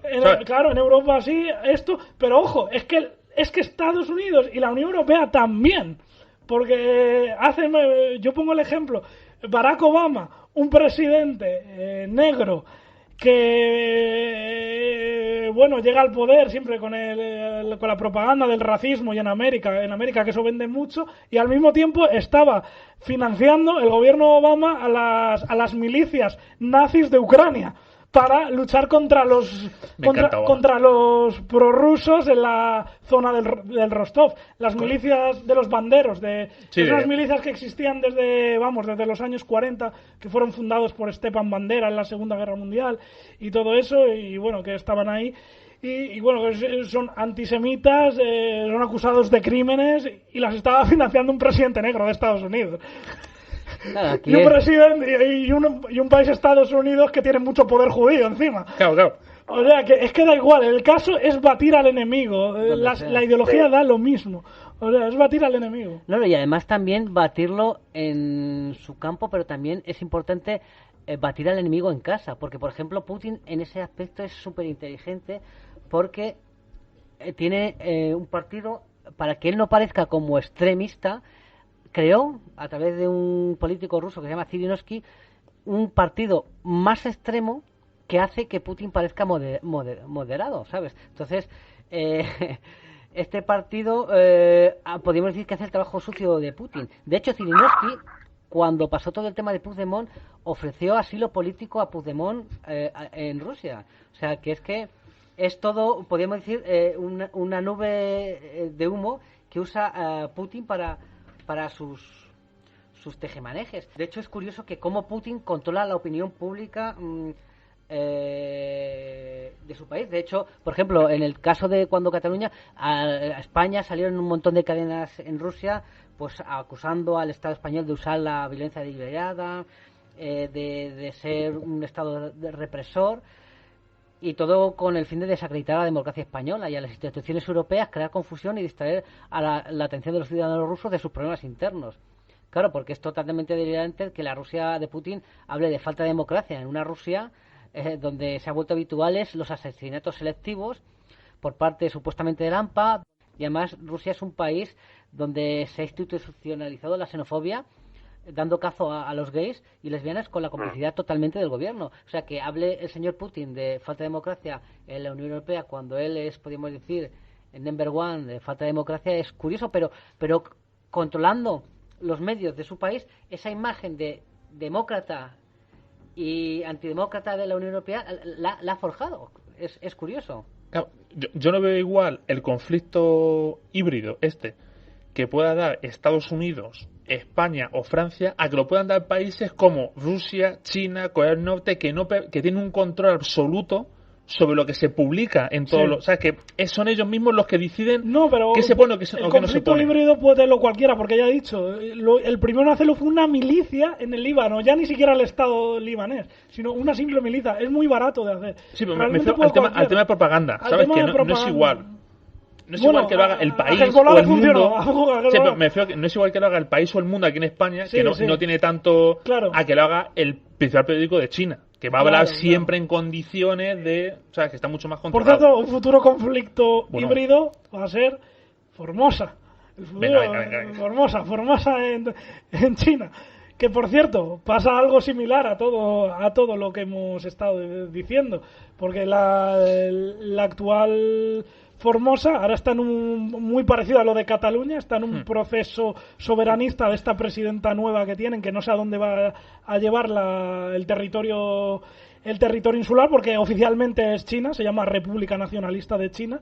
Lo único que ha vuelto a ganar, ¿no? Ha vuelto a ganar. Sí, ha vuelto a ganar, sí, pero bueno, de momento eso es China, es la República Nacionalista de China, lo que es una China que no es comunista, es como las dos Coreas, ambas son Coreas, solo que tienen gobiernos distintos en dos regiones. La otra es la continental, y bueno, tenemos a esta a esta exaltada que está recibiendo propaganda, financiación de Estados Unidos. Sobre todo porque quieren que se cesione ese país, que deje de ser la república y que proclame un país independiente. Y que sea chispa de toda la gente que estará descontenta en China y sea la excusa, sea igual, un ejemplo a seguir. Claro. Lo cual le puede dar muchísimos problemas a China, porque me imagino que habrá mucha gente que esté caliente y que tenga ganas. Dentro de las limitaciones que puedan tener de información o de control. Claro, y además muy curioso, el antiguo partido que era el Kuomintang, que bueno, muchos no lo sabrán, pero el Kuomintang era el partido que había luchado en la guerra civil china contra el Partido Comunista, que había perdido después de muchos años de lucha, que se había exiliado en Formosa, en Taiwán, y que había sufrido represión. Pues ahora este partido es el principal aliado de la República Popular, porque han dicho, joder, que estos declaran la independencia y nos meten en un lío. Preferimos ser comunistas, pero por lo menos seguiremos siendo chinos. Y por eso ahí ahora hay un conflicto, porque sobre todo en la administración Trump, ya empezó la Obama, la que empezó esto fue la Obama, pero sobre todo la administración Trump desde la sombra está metiendo una cizalla desde abajo que, ojo, que esto esto es un polvorín que puede estallar, y los chinos se están vengando también, porque en algunas también se está diciendo que en Cataluña podrían estar los chinos detrás. Podría ser una venganza por lo de Formosa, porque se dice que también podrían estar metidos los chinos. Estados Unidos tiene que meter mano a China de alguna manera, sabiendo que va a ser el nuevo gigante económico. Claro. ¿Sabes? Y muchas revueltas a lo mejor no están detectadas, muchas de las revueltas que está sufriendo ahora Occidente probablemente, todavía no lo sabemos porque esto de los chinos es muy nuevo y es una superpotencia de reciente creación, pero también las estén promoviendo ellos, ojo. Sí que... Claro, y lo que habéis hablado, por ejemplo, de China, también China en ese aspecto hace una guerra económica que al final ejerce control político. Gran parte de la deuda de muchos países la tiene comprada China, lo cual controla, podríamos decir, el mercado, y también controlar el mercado podríamos decir que es controlar políticamente a ciertos países. Te ponen toda la deuda de repente en los mercados y provocan el caos económico. Entonces también hacen un control económico y político del resto de países, y luego ya dentro de su país el control de la población es absoluto. Incluso ahí no hay tapujos, porque Putin disimula tal, pero ahí Internet, Rubén, que ha estado hace poco en China, ahí no hay nada, o sea, no hay ningún... Está todo controlado. No hay ningún mensaje, nada. Hay una opinión única de la cual no se puede salir de ninguna de las maneras. Está todo controlado, medio de comunicación, Internet. Entonces, claro, tienes totalmente controlado a tu población, que eso es muy difícil, porque Putin no puede hablar de ese control, porque hay una oposición en Rusia que dicen que Putin es un tirano, que tal. De hecho, están cayendo como moscas muchos de los opositores y muchos de los periodistas que están publicando noticias contra Putin, pero hay una oposición que sí, como Rusia es como el caso de Turquía, exacto, que todavía hay en cierta oposición, Claro, que si le hubiesen las orejas al lobo, podría incluso haber un cambio de régimen. Pero en China es difícil, muy complicado. Es difícil, pero lo que es en China es imposible. No, China es imposible. Es imposible, vaya donde vaya el gobierno. Y probablemente, esto yo lo he hablado algunas veces, probablemente las democracias tengan los días contados, y básicamente por lo siguiente, porque las democracias es muy antiguo, tiene más de 2000 años de historia desde los griegos, y vienen y van, es decir, caen, se vuelven a imponer, vuelven sus crisis, vuelven a venir otro régimen, pero claro, ahora cuando una democracia caiga y se imponga un nuevo régimen, gracias a las tecnologías va a ser imposible que ya ese régimen va a ser para siempre. O sea, porque va a ser imposible. No va a haber posibilidad de disidencia, o de un pensamiento único. En el momento que tú lo pienses y se lo comentes al día siguiente a tu mujer, al día siguiente, en microsegundos, habrá microbytes por ahí que es imposible escapar a eso. Por eso tendrán los días contados, porque la democracia, por su simple forma de ser, siempre caen, nunca son eternas. Entonces, cuando esta vez, cuando una caiga, ya sí que será la definitiva. O sea, esta vez sí que será la definitiva.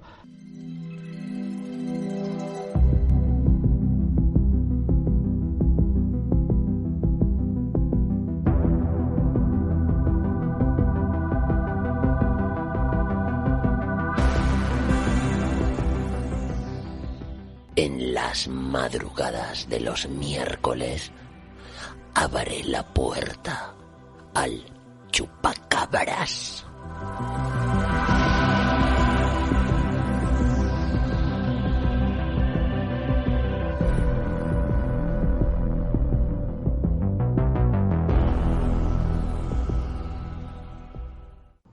Que en ese aspecto, por ejemplo, que has comentado ahora de Turquía, Turquía es un miembro de la OTAN, que es curioso, además un miembro que, pues, si España es estratégico a nivel del Mediterráneo, Turquía, la situación del país, en la península de Anatolia, hace de Turquía, vamos, un punto estratégico, no, lo siguiente.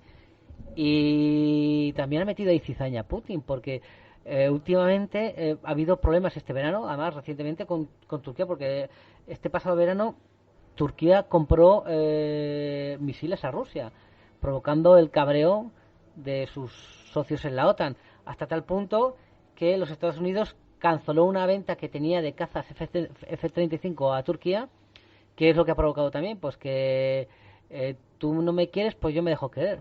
¿Qué ha hecho Putin y el Kremlin? Inteligentemente está ahora negociando con descuento adicional. Claro, le está negociando con descuento adicional la compraventa de cazas rusos Su-57. Claro, pues tal, ahora yo, aunque pierda dinero, ostras, vale, yo los voy a vender, pero no voy a ganar nada de dinero, que siempre cuando vendes armas lo que te interesa es ganar dinero, pero fíjate lo que la desestabilización en una de las organizaciones que podríamos decir que son las que más frente hacen a Rusia. Es que Turquía tiene una relación amor-odio con la OTAN, es miembro, pero bueno, es muy complicado esta alianza, de momento se mantiene, pero es muy complicado porque Turquía es una potencia que domina por ser la nación influyente en Oriente Medio. Y claro, esto choca con Arabia Saudí. Quiere ser la nación musulmana de esa influencia en Oriente Medio. Claro, Arabia Saudí también es aliada de Estados Unidos. O sea, es tu enemigo es aliado de tu amigo. Entonces hay ahora cuando pasó esto del periodista el Khashoggi, en la embajada, creo esto enfureció mucho a los turcos, y sobre todo la actitud de Estados Unidos, que en un principio dijo el gobierno, la Casa Blanca, dijo, bueno, vamos a ver qué ha pasado, y luego dicen, bueno, creemos la versión del príncipe. Creemos, o sea, sí, se ha descuartizado él mismo, él solito, ¿no? No, al final me parece que hubo un juicio y ejecutaron a 5 esto desde el punto de vista cabezas de turcos, ¿sabes? Desde el punto de vista diplomático para Turquía es un insulto. Claro. Un insulto. Esto para los turcos. Y ya no es la única. Ya el lío de Siria, que otra guerra híbrida, el lío de Siria que ha sido muy problemático para los turcos, porque tanto primero Obama, sobre todo Obama, luego más tarde Trump, que luego se ha desmarcado, dio un apoyo monumental a los kurdos cuando es el enemigo declarado de los turcos. De hecho, Obama les prometió les prometió una nación kurda ahí, una nación kurda pegada a la frontera con Turquía cuando estuvo aliado en la OTAN. O sea, es un sinsentido la cosa. Entonces, claro, está muy enfadada Turquía. Y bueno, no digo ahora, pero no a medio plazo, no descartaría que se vaya de la OTAN, como ya en su momento quiso desmarcarse de entrar en la Unión Europea. Cuando vio el follón que había en la Unión Europea, dijo, quiero entrar, pero mejor me lo pienso y viendo el percal me retiro. No me interesa ya.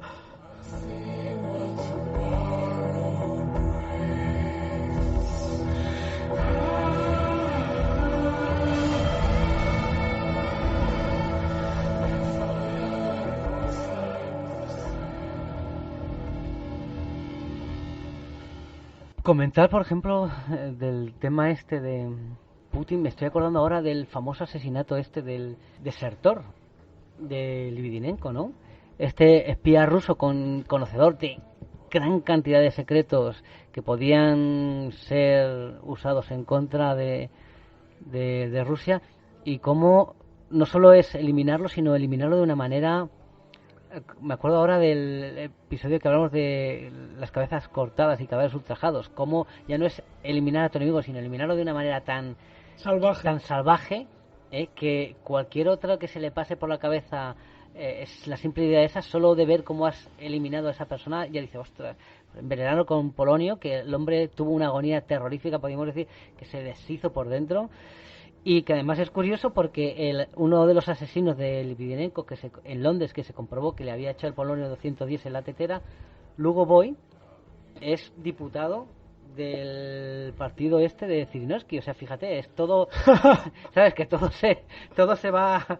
Bueno, esto es como el que asesinó a Trotsky, el Ramón Mercader. Sí, que luego lo ficha. Que luego lo recibieron con honores en Moscú, le dieron un alto cargo y cuando lo liberaron de la cárcel en México. El piolet. Por eso, que es aquí, es una manera de hacer la guerra. Ya no es solo controlar a tus enemigos, sino controlar la opinión pública y controlar a cualquier posible disidencia que sepa cuál es el precio que puedes pagar por ser un disidente, ¿no? Es decir, ostras, fíjate, no es que te atropelle, no te caigas, que algo que parezca accidental, no, te mato, y además de una manera espectacular y además una manera terrorífica, ¿no? Que llegue alguien y te pegue un tiro en la cabeza y ya no se acabó, no, un mes de agonía terrorífica, o sea, cualquiera se mete con Putin, ¿eh? Y luego le tienes ahí dando discurso en el Mundial de 2018, inaugurándolo, sí, estando Rusia expulsada de todas las competiciones deportivas por dopaje. Por dopaje, sí, es curioso.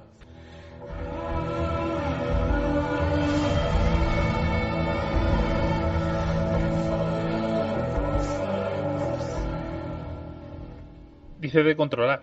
No podríamos hablar de una guerra híbrida en su totalidad, ¿vale?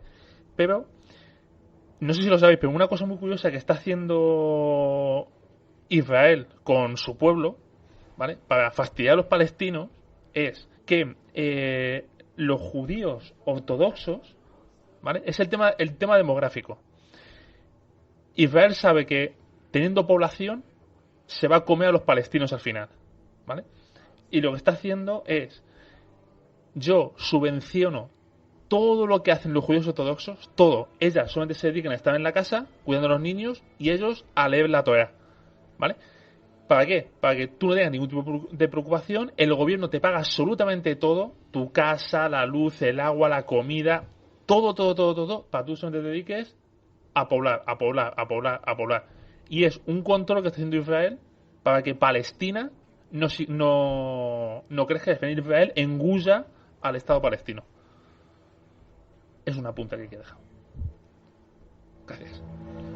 Lebensraum, pero en esta ocasión son los judíos los que lo aplican. Sí, no son las víctimas, sino los que lo aplican. Los verdugos. Pues ahora, Rubén, sí, porque nos querías también comentar una de esas 4 guerras que nos has... Sí, bueno, la guerra de Osetia, que aquí es la guerra de Osetia, que es del 2008, que bueno, es una guerra entre un microestado que se llama Osetia del Sur y Georgia. Este conflicto que, bueno, yo creo que es erróneo la denominación porque se le llama Guerra de Osetia. Yo le llamaría Segunda Guerra de Osetia porque hubo una Guerra de Osetia y Georgia al terminar la Primera Guerra Mundial. Que bueno, para los que les interese este conflicto raro de los años 20 al disolverse el imperio zarista, pues bueno, os recomiendo mi libro del colapso del imperio ruso, que bueno, hablo de este conflicto en pocas 3 páginas porque no pongo un conflicto breve, pero bueno, es para comprender el de 2008 porque es prácticamente un calco. Y bueno, al caer la URSS en el año 91 se produce la independencia de Georgia y está esta provincia de Osetia que está justo en la frontera entre Rusia y Georgia. Y esta se reparte, el norte se convierte en una región autónoma de Rusia y el sur va para los georgianos. Hay muchas tensiones ya desde el principio porque los osetios piden la independencia, exactamente igual que sucedió en los años 20. Pide la independencia, hay un pequeño grupo armado que a los georgianos les cuesta reprimir, pero bueno, más o menos la cosa se mantiene hasta que llega en el 2004 el presidente Mikhail Saakashvili, que bueno, empieza una política bastante represiva contra esta minoría y bueno, 3 años después de su mandato se ve este presidente metido en un caso de corrupción y aquí es cuando entra la propaganda. Para desviar las protestas de todo lo que se había llevado el tío, de las arcas públicas, pues bueno, para desviar las protestas pues empieza a hacer una campaña súper racista contra las minorías osetias, acusándoles de no sé qué crímenes. Aparte tiene la potra de que Putin, con la compañía de gas Gazprom, que es la que le suministra el gas a los osetios, pues bueno, le sube el precio. Le sube el precio y él sale a la prensa diciendo que los osetios han presionado a Putin para que le suba el precio. Oye, que tampoco es descartable, ¿eh? Porque hoy en día vale cualquier cosa. Y bueno, aquí empieza un conflicto diplomático hasta que, bueno, en el 2008 las milicias osetias se enzarzan en un tiroteo con los georgianos. Los georgianos disparan fuego de mortero y según, esto es la versión rusa, la versión de los rusos, uno de estos proyectiles pasa a la frontera y cae en territorio ruso. Bueno, que me encanta la imaginación de la gente. La imaginación de la gente. ¿Qué pasa la noche del 7 al 8 de agosto? Pues el 8º ejército ruso, que es el que está en el distrito del Cáucaso, pues bueno, traspasa la frontera con los tanques, con la infantería, se hace un desembarco en el puerto de Batumi, se lanza paracaidistas por detrás, o sea, a lo bestia. O sea, estamos hablando en 24 horas. ¿En 24 horas haces todo esto? O sea, el despliegue es... O sea, tú recibes un proyectil, me han atacado, voy a invadirte, en menos de 24 horas un despliegue así. O sea, porque me han tirado piedras. ¿Me han tirado piedras? ¿En qué sitio pero piedras estás aunque jodido? te tiren una piedra, tú rompes hostilidades, pero no te da tiempo a hacer una invasión de ese calibre. De bombardear objetivos previamente seleccionados, lanzar paracaidistas, un desembarco en el puerto de Batumi, librar una batalla naval en el Mar Negro contra la flota georgiana. O sea, esto, según Putin no, pero bueno, esto suena a que estaba preparado de... Joder, fíjate, está preparado. Suena a que estaba preparado de antemano. Aparte, llama la atención que por primera vez Putin no da las noticias, sino un portavoz del 8º ejército ruso. Esto nunca pasa en una guerra. Que un portavoz que va diciendo las noticias de cómo van las cosas en el frente a la ciudadanía es uno de los miembros del Estado Mayor de ese ejército, cosa que esto lo hace esta guerra híbrida mucho más interesante. Esto nunca había pasado. Bueno, normalmente es el ministro de Exteriores, es el mismo presidente o el primer ministro o el del Interior o quien sea, pero no el general que está ahí destinado. O sea, esto es bastante curioso. Y también lo que llama la atención es el tema de Internet. Hackers rusos, pero también hackers no rusos, porque además contratan a piratas informáticos extranjeros que actúan bajo el nombre de una plataforma en la red camuflada que se llama Russian Business Network, que bueno, que aparte esta red se ha descubierto que aparte de trabajar para el gobierno ruso, pues bueno, trata con terroristas, vende armas, lleva el tema de la pornografía infantil, de fotografías, etcétera. O sea, no son unos santos. Sí que... Y estos hackers, la verdad, hacen que caiga entero la red presidencial de Georgia. Hackean todos los ministerios, todas las webs de cada ministerio. Y lo que es más gracioso, entran en la ficha presidencial esto me hace mucha gracia, del presidente Saakashvili, que bueno, está ahí con todo el historial, con todo su currículum, y cambia la foto y ponen la de Hitler. Es un poco cachondeo, ¡Ostras, pero es Hitler! O sea, que son hackers con mucho poder informático. Además, curioso, muchas de las redes nacionales de Georgia las desvían a las redes nacionales de Rusia y curiosamente de Turquía, que también los turcos se quedan alucinados. Ostras, si ahora tenemos redes georgianas. O sea, yo digo que por eso Georgia es un caso de guerra híbrida. Sí, pues una guerra completa. Lógicamente es derrotado el ejército georgiano. Osetia del Sur es reconocido ya, es un estado independiente, reconocido ya por varios países, no por Occidente, pero por muchísimos países. Además ya de bueno, sí, reconocido por Puigdemont, importantísimo. Y además también Abjasia, ya que están ahí aprovechan, bueno, como Abjasia también es una provincia rebelde que aprovechó todo aquel lío para también alzarse en armas, pues bueno, también se la quitan a Georgia y hacen la República de Abjasia.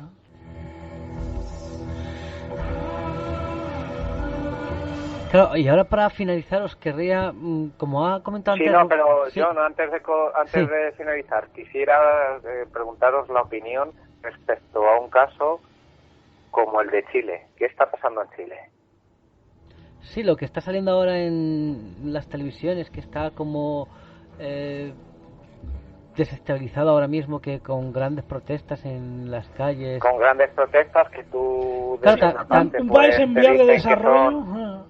Claro, también está claro que Iberoamérica está jugando también un papel fundamental en este plano geopolítico mundial, porque ya no solo, por ejemplo, mira, Bolivia a cambio, podríamos decir, de bando. De hecho, lo primero que hicieron, nada más cerrar, bueno, que Evo Morales se marchase, sí, lo de los votos, ¿no? Sí, bueno, fueron cerrar la cadena Russia Today, ahí la sede que tiene en Bolivia, porque claro, podemos decir que allí Rusia está, como podríamos decir, haciendo lo que le interesa. Si me interesa mantener a Evo Morales, me interesa mantener al gobierno de Venezuela, y puede ser que también lo que dice Rubén, que como Chile estaba siendo una de las economías más importantes de Iberoamérica, el hecho de desestabilizarla y de estabilizar al gobierno es... Aparte, ¿Qué le pasó a Argentina con el corralito? Un país rico en vías de desarrollo, y con ingentes cantidades y se desestabiliza porque suben el precio del ticket de metro. Claro, porque exacto,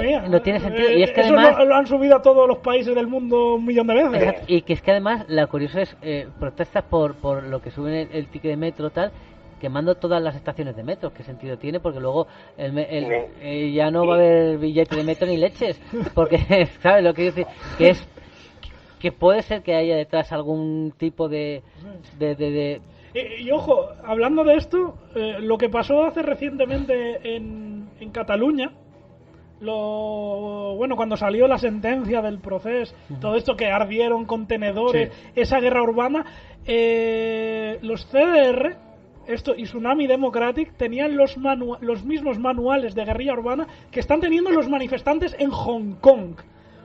Ojo, los mismos manifestantes que están en Hong Kong ahora mismo intentando desestabilizar al gobierno chino se los habían prestado los guerrilleros de Hong Kong y esto es curioso, porque los que están promoviendo lo de Hong Kong no son los rusos ni los chinos, porque claro, eso va en contra del gobierno chino, sino son los americanos y los occidentales. O sea, esto es un batiburrí que no sabes quién es el amigo, quién es el enemigo. O sea, aquí puedo ser amigo de tal, pero si luego aquí me interesa de repente hacer otra amistad. Hombre, lo que también está claro que Hong Kong, China no va a consentir en el momento que vea que Hong Kong se le va de madres, le va a pasar por encima. Ahí hay un problema, es que China no puede intervenir en Hong Kong. Hay que decir que esos manifestantes se están enfrentando a la policía del gobierno democrático de Hong Kong. Que Hong Kong es una región asociada a China, pero con su gobierno democrático. Un militar chino, un funcionario de la República Popular no puede pisar en Hong Kong porque tiene un convenio que no puede pisar hasta dentro de 30 años. Han pasado 20, eran 50, ahora han pasado 20, quedan 30. Todavía, por tanto, porque esto en Pekín es impensable. Esto en Pekín, en Shanghái, es que no te da tiempo ni a salir de casa. Claro, pero la historia sales de casa y en el ascensor ya tienes al guardia rojo ahí.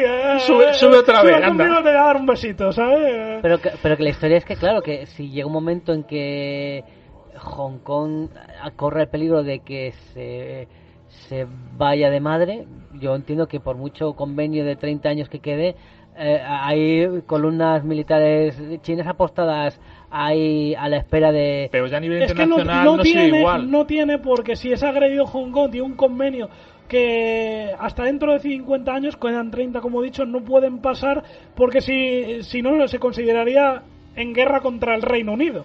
Porque eso lo firmó con Gran Bretaña cuando se descolonizó con Hong Kong. A ver, el Reino Unido no se impone ningún problema para China, pero bueno, el Reino Unido es un miembro de la OTAN, eso es una escalada bélica a nivel mundial. Pero no bueno, yo creo todavía. que dejarían a Hong Kong, si pasase esto, que dejarían a Hong Kong olvidado, porque de hecho...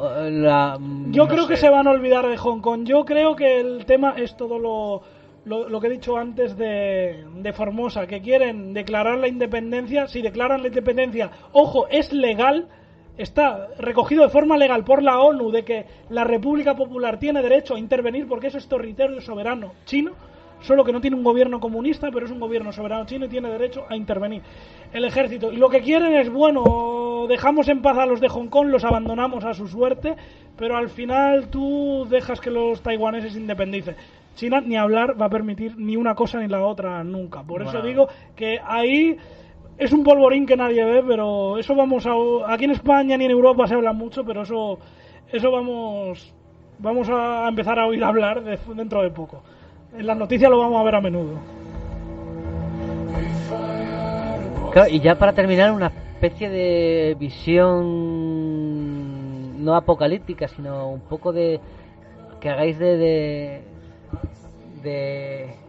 especie de tirar las cartas, ¿no?, en el futuro. Hombre, yo lo que ha dicho Rubén, yo veo que la guerra híbrida está claro que en el futuro está claro que, y si no ahora, la van a ganar no las democracias, porque claro, la guerra híbrida es una guerra en la que no hay reglas, en la que cuanto más malo seas mejor, cuanto incluso se usa la mafia, asesinatos selectivos. Entonces claro, eso dentro de una democracia, aunque se haga... Es muy complicado, o depende qué tipo de democracia. Estados Unidos la puede aplicar perfectamente, porque Estados Unidos es una democracia un poco falseada, porque bueno, hay dos grandes partidos que son el mismo, y hay hay unos intereses que sostienen a los dos grandes partidos, y da igual que esté uno u otro, no hay vistas no son cortoplacistas. O sea, allí hay unos poderes detrás que lo dirigen todo y no son cortoplacistas, al igual que las dictaduras. Estados Unidos se puede permitir guerra híbrida. La Unión Europea ni hablar. No, y además que no le interesa a ninguno de los dos, ni a los rusos, porque ven que no se van a juntar con la Unión Europea, y a los americanos tampoco les interesa un continente entero unido con una misma economía, un mismo ejército, unas mismas normas. Entonces, yo pienso que por ahí los dos pueden... Es que ninguno les interesa una Europa unida, y ahora mismo Estados Unidos está volviendo a meter mano en América Latina. Claro. Porque con Venezuela es lo que está haciendo. Estados Unidos está ahora está mirando mucho a Iberoamérica, al Pacífico, ojo también. China está centrada en Asia y también su parte del Pacífico, y Rusia está ahí en otra vez Europa del Este, mirando a Europa del Este, pero sobre todo a la región Caspio, Cáucaso, Asia Central, en sus antiguas áreas de influencia. Los que estamos mal somos Europa, que no sabemos dónde vamos. Estamos con nuestras tonterías. Los rusos se han dado cuenta que el viraje que ha hecho la Unión Europea hacia el este no nos ha salido bien. No. Vale, y Bielorrusia, y ojo, Ucrania y tal. Los países de la Unión Europea, de la Europa del Este, que se unieron a la Unión Europea por miedo a Rusia, ahora cada vez tienen más miedo a la Unión Europea, porque también es verdad, ellos tienen otras culturas diferentes, otra forma de ser diferentes, que sobre todo a la Unión Europea valores en Occidente que para ellos son extrañísimos, se los estamos también obligando a imponer de una manera un poco brusca y por la fuerza. Claro, ellos eso lo ven como una amenaza. Entonces, mira, es impensable que países como Hungría, que tenían pánico a Rusia, cada vez están mirando más a Putin. Cada vez están mirando más a Putin. Y además también, por ejemplo, China ha comprado un montón... Es que a lo mejor me equivoco con lo que voy a decir, pero no sé si es Universal o... ¿Cuál es la otra?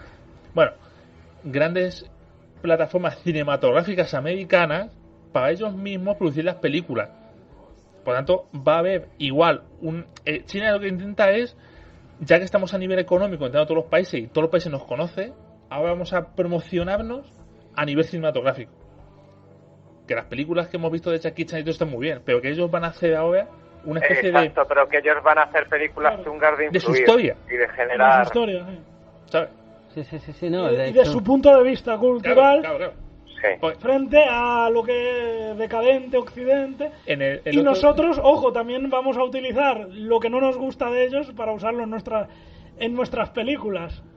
El otro día, sí, no sé si habéis leído el de El dominio mundial del coronel Pedro Baños. Sí. Ha escrito 2 libros, leí el primero yo, el segundo todavía no lo leí. El de Sí se domina el mundo es. ¿Cómo se domina el mundo?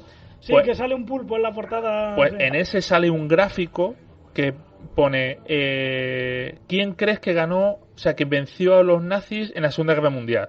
¿Vale? Y salen gráficos y claro, en el 2004 el más del 50% de las personas entrevistadas pensaban que habían sido los americanos, porque la propaganda americana había sido superior a la soviética. O sea, ya ha vuelto a cambiar la tendencia otra vez, pero se pensaban que eran ellos. O sea, que el poder del cine también da mucho juego en este momento de... Efectivamente, que es otra manera de influir en las masas. Y mucho más light. Sí, porque ahora con todas estas películas que ha habido de la saga esta de superhéroes, del Vengadores y tal, pues que no, se está promocionando esa cultura occidental, ¿no? Claro, que es como una manera de hacer negocio, pero también veo la imagen que yo quiero, ¿no? Sí, mira, vamos, por un ejemplo, ahora Disney, no sé cuál es la otra, Netflix, ahora, por ejemplo, tiene una agenda LGTB bestial. ¿Y qué hace? Cada vez que esto lo censuran en Rusia, pues inmediatamente una campaña propagandística tremenda. Lo mismo que comentaba él de que ha comprado China el... Es que no sé si es universal, no sé si es universal o es una otra. cadena Ahora nos meterán lo contrario desde el punto de vista chino para decir lo decadentes que somos. O sea, es que cualquier cosa es válido. Una guerra entre países ahora mismo. Es una cosa increíble.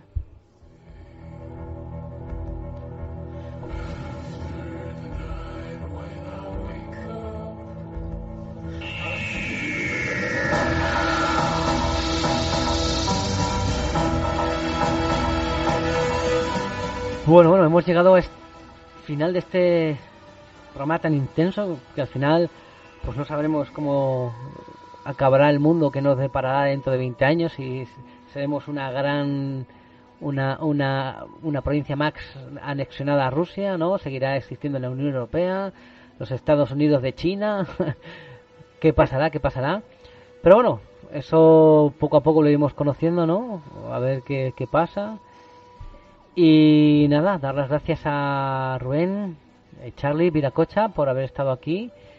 Y nada, combinaros a estar con nosotros en un próximo programa. Y nada, muchas gracias, Viracocha. Era un placer volver a estar aquí y una última reflexión por mi parte. Si los rusos están engañados o, bueno, influenciados, y cada uno en su sitio está influenciado, preguntaros qué distorsión tenemos nosotros de lo que creemos cierto. No sé, ¿cuál es la verdad? ¿Quién tiene la verdad? Exacto, porque nosotros tenemos una verdad que entendemos cierta, pero si extrapolamos de lo que estamos viendo de otra gente, nuestra verdad tiene que ser mentira. No sé. No. ¿Pero qué queremos? ¿Nuestra verdad o la verdad global? Porque ya estamos en un tiempo en el que solo vale la mía y solamente me informo de la mía. Hay que preguntar si existe la verdad y no la hemos matado directamente. Exacto. Como Poncio Pilato. Y yo te pregunto, ¿y qué es la verdad? Efectivamente. Pues nos vemos en el siguiente programa y esperemos que la verdad, por lo menos, siga estando una mínima parte viva aquí en Onda Polígono y en el Chupacabras de Onda Polígono. Hasta la próxima. Y como decimos siempre, y en este caso, no olvidéis abrir los ojos y buscar la verdad, por pequeña que sea.